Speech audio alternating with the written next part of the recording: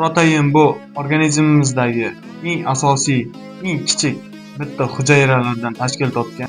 Assalomu alaykum hurmatli obunachilar. Bugun sizlar bilan protein haqida suhbat quramiz. Protein nima degani? Qaysi so'zdan olingan? Kim asos solgan? Protein so'zi protos yunon tilidan olingan bo'lib, protos ya'ni birinchi, asosiy degan ma'noni bildiradi. Bu nomni tibbiyotga 1838-yilda shved olimi, shved kimyogari Jonas Jakob tomonidan asos olingan. Organizmdagi eng asosiy qurilish materiallaridan biri hisoblanadi. Protein bu tanamizdagi hujayralardan, ya'ni inson tanasida 37 trillion hujayra mavjud. Har bir hujayraning oziq moddasi hisoblanadi protein.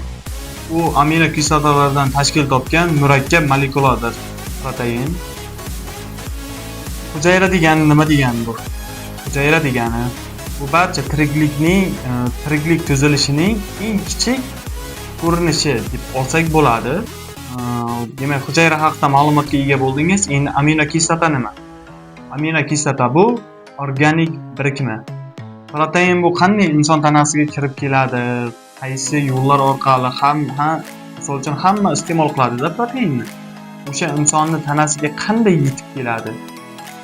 Shu haqda sizlarga tushuntirib bermoqchiman. Proteinning hosil bo'lishini qarang, qanday tushuntirib beraman. Protein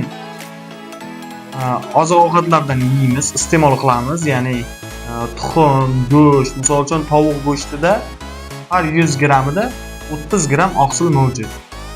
Oqsilni qabul qilib oldik. Qabul qilib olgandan keyin organizmimizda uni oshqozonda amino kislotalarda parchalaymiz, ya'ni oshqozon 12 ichakda parchalanadi.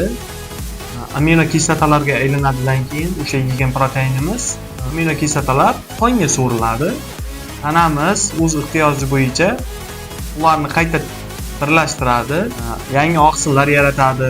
Misol uchun mushaklar, gormonlar immun hujayralarga taslimlab beradi. Videorolikimiz qiziqarli bo'lgan bo'lsa obuna bo'lib qo'ying. Hali bundan-da qiziqarli va kerakli ma'lumotlar hali oldinda. Davron Zoirov kanaliga obuna bo'ling. Rahmat.